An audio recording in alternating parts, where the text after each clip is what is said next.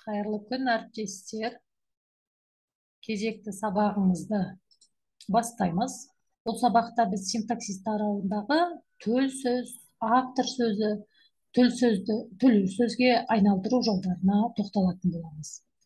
Жалпы құрметті әріптестер, бұл жерде тоқталып, талқыланып жатқан сабақтардың барлығы ұлттық бірыңғай тестілеу орталығы бекіткен оқу мақсаттарына негізделген тақырыптар. Қазір өздеріңізбен бірге жалпы төл сөз, төлеу сөз, автор сөзіне тоқтала кетейік. Жалпы төл сөз дегеніміз білесіздер, біреудің сөзін бұлжытпай, өзгеріссіз жеткізу. Ал сол автор төл сөзді бізге жеткізуші адамның сөзін біз автор сөзі деп айтамыз. Төл сөзде де, автор сөзінде де бізде де көмекші етістігі қолданады. Дейді, деген екен, депті, деген де, деген секілді.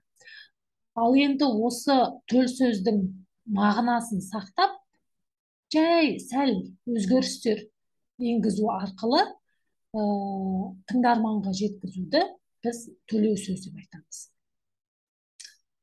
Сонымен қоса, жалпы енді қазір біз сіздермен осы төлеу сөзге айналдыру жолдарына тоқталатын боламыз. Төлеу сөзге айналдырғанда біз қандай заңдылықтарға сүйенеміз, сол бойынша айтатын боламыз. Жалпы төл сөзді төлеу сөзге айналдыру кезінде мынадай өзгерістер болады. Негізгі өзгеріс төл сөздің тұрлаулы мүшелерінде болады. Яғни бастаушта тұрған сөздер жіктеліп кетеді. Яғни мен, сен деген секілді және етістіктері. Бір жақтың орнына екінші жақ айтылады. Яғни жақ өзгеріске ұшырайды.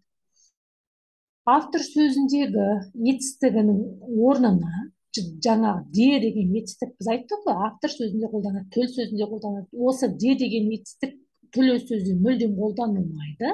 Оның орнына айт, сөйле, сұра, бұйыр деген секілді етістіктердің бірі айтылатын болады. Ал енді төл сөзді төлеу сөзге айналдыру жолдары ең алдымен төл сөздің баяндауышы етістіктің ашық райынан болса, төлеу сөзде ол сәйкес шақтағы есімшеге айналып, оған дық, дік жұрнағы, тәуелдік жалғауы және табыс септігі жалғанады. Екіншіден, төл сөздің баяндаушы етістіктің бұйрық райынан болған кезде, яғни етістіктің бұйырып тұрған райынан болса, төлеу сөзде ол тұйық етістікке айналып, яғни оған табыс не барыс септігі жалғауы немесе туралы жөнінде жайында шылауларының бірі қосылады. Мысалға, бар деді дейтін болса, мысалға бар деген бізде бұйрық рай болып тұр, оған ең алдымен біз тұйық етістіктің жұрнағын жалғап аламыз. Одан кейін бар уды өтінді, баруды бұйырды деген секілді төлеу сөзге айналдырамыз. Келесі, төл сөздің баяндаушы есім сөздерден немесе тұйық етістіктен болса, төлеу сөзде ол тіркес, жалпы тіркес екенін көмекші етістікке айналады. Төл сөздің бастаушы төлеу сөздің ілік септігі жалғауында анықтауышқа айналып кетеді. Төл сөзде белгілі бір жақта тұрған сөз төлеу сөзде автор тарапынан басқа бір жақта тұрып айтылады. Келесі тағы да бір айналдыру жолы, бұл жерде төл сөз тұрлаулы сөйлем болып, оның құрамына сұрау есімдігі болса, төлеу сөзде сол күйінде сақталады. Естеріңізде болсын, яғни сөйлем, сұраулы сөйлем болатын болса, төлеу сөзге айналдырғанда, яғни сұрақ белгісі сұраулы күйінде сақталады. Егер сұраулы сөйлем не сұраулық шылаулары арқылы жасалатын болса, төлеу сөзде шылаумен айтылған сөз болымды, болымсыз түрде не антоним түрде қосарланып айтылатын болады. Сонымен қоса төл сөзді төлеу сөзге айналдырғанда автор сөзіндегі етістіктің орнына, жаңа біз айттық, де деген етістіктің орнына айт, сұра, ойла, бұйыр, талап ет, ескерт деген сияқты етістіктермен айтылады, және ойлау мәніндегі етістіктердің бірі қолданады. Ал енді бізде жалпы тест кезінде осы төл сөздің тыныс белгілеріне қатысты көптеген сұрақтар келеді. Осы тыныс белгілерге қатысты сұрақтар жиі кездеседі. Сондықтан да қазір біз сіздермен тағы да осы төл сөздің тыныс белгілеріне қатысты қойылатын талаптарды пысықтап алайық. Ең алдымен төл сөз автор сөзінен бұрын орналасса, яғни бірінші төл сөзі, одан кейін автор сөзі болатын болса, төл сөз бас әріппен жазылады және тырнақшаға алынады. Егер де ол кәдімгі диалог мәніндегі сөйлем болса, алдынан сызықша қоямыз. Егер төл сөз хабарлы сөйлем болса, соңынан нүктесін қоямыз. Егер де ол леп сөйлем болса, леп белгісін қоямыз. Сұраулы сөйлем болса, соңынан сұрақ белгісін қоямыз. Яғни сөйлемнің түріне байланысты тыныс белгісі сақталады. Мысалы, ал автор сөзі, мысалға жаңа біз төл сөзді тырнақшаға алдық, төл сөзімізді бас әріппен жаздық, одан кейін төл сөзді тырнақшаға алғаннан кейін соңынан үтір сызықшаны қоямыз. Яғни, одан кейін барып автор сөзін жазатын боламыз. Мысалға, тегінде адам баласынан ақыл, ғылым, ар деген нәрселермен озады, деді Абай. Бұл жерде төл сөз бірінші кетіп тұр, сөйлемнің басында тұр. Одан кейін төл сөз толығымен тырнақшаға алынды, байқап отырсаңыздар. Содан кейін барып үтір сызықша қойылды. Бұл тыныс белгі, егер төл сөз автор сөзінен бұрын болса, осылай жасалады. Екіншіден,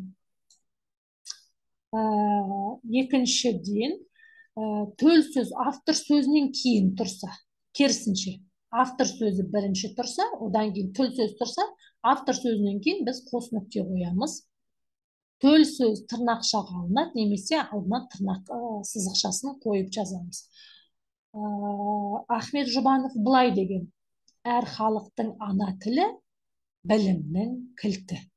Яғни бұл жерде өздеріңіз көріп отырғандай автор сөзі бірінші орналасты. Автор сөзі бірінші орналасса, автор сөзінен кейін міндетті түрде қос нүктені қоямыз, өздеріңіз көріп отырсыздар. Және де төл сөзді біз тырнақшаға алып жазады екенбіз. Екінші мысалда қарап отырсаңыздар, сызықшамен берілген түрі. Сызықшамен берілгенде әрине біз тырнақшаға алмаймыз. Келесі жағдай, төл сөз автор сөзінің ортасында орналасса. Төл сөз, яғни екі жағында автор сөзі, ортасында төл сөз болатын болса, автор сөзінен кейін, яғни бірінші автор сөзінен кейін қос нүкте қойылады. Төл сөздің алдынан сызықша қойылады. Қос нүктеден кейін сызықша, немесе жаңағы тырнақша алынады. Төл сөзден кейін үтір, не сұрақ белгісі, не леп белгісі, яғни сөйлемнің түріне байланысты қойылады. Мысалы, Әйтілес қарт аттың құлағында ойнайтын жас кезіміз деп бастады әңгімесін. Қарап отырсаңызда, төл сөз ортада тұр, яғни Әйтілес қарттың айтқан сөзін өзгеріссіз жеткізіп тұрған біздегі төл сөз. Ал соны жеткізіп тұрған автор сөзі сөйлемнің басында келетін болса, төл сөз ортасында келетін болса, автор сөзінің алдында, яғни бірінші автор сөзінен кейін қос нүкте қоямыз. Төл сөзімізді тырнақшаға аламыз, кей жағдайда сызықша қоямыз.